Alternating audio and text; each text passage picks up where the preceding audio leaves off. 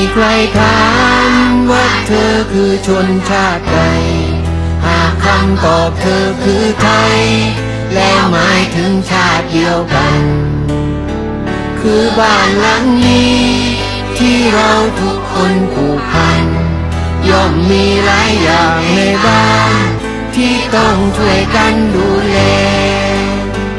จะเกิดภาคไหนเราก็คือไทยด้วยกันมีหลักให้เรายึดมั่นและนั่นก็คือแก่นแท้